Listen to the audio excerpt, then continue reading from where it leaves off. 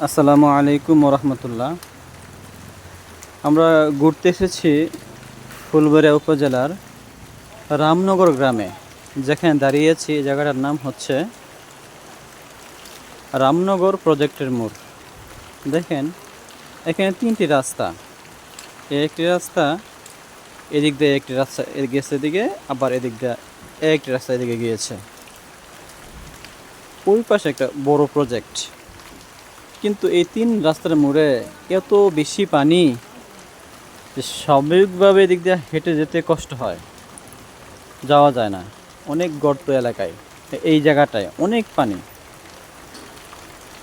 এখন আমরা আল্লাহর কাছে দোয়া করবো, আল্লাহ যেন সামনে আমাদেরকে এমন এক সরকার নির্বাচিত করেন আমাদের মাঝখান থেকে, যেই সরকার হবে দেশ বান্ধব, যার ভিতরে থাকবে দেশপ্রেম, যে দেশকে ভালোবাসবে, দেশের টাকা বিদেশ পাঠাবে না, এবং দেশে রাস্তাঘাট নির্মাণে 10 টাকা খরচ করে 100 টাকা খরচ দেখাবে না। এরকম একজন সৎ, ভালো, সুন্দর, নীতিবান আল্লাহ যেন আমাদেরকে শাসক বানিয়ে দেয়।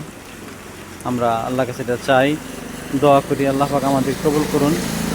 খুব খারাপ অবস্থা, দেখেন একটা রাস্তা, ত্রিমোহিনী জায়গাটা, কিন্তু এই জায়গাতেও কি একটা বিশ্রী অবস্থা, পানি যাওয়া যায় না দিক দিয়া।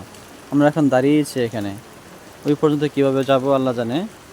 তো আল্লাহ পাক আমাদেরকে এমন এক সরকার দান করুন, যেই সরকারের ভিতরে থাকবে আল্লাহর ভয়, রাসূলের মুহাব্বত, দেশপ্রেম। আল্লাহ পাক আমাদেরকে কবুল করুন, আমিন। এখানে উল্লেখ্য যে আমি এসেছি আমার সহকর্মী জনাব দেলোয়ার হোসেন স্যার, ওনার সাথে ঘুরতে এসেছি। আল্লাহ পাক আমাদেরকে নেক হায়াত দান করুন। সকলের কাছে দোয়া প্রার্থী। আসসালামু আলাইকুম ওয়া রাহমাতুল্লাহ।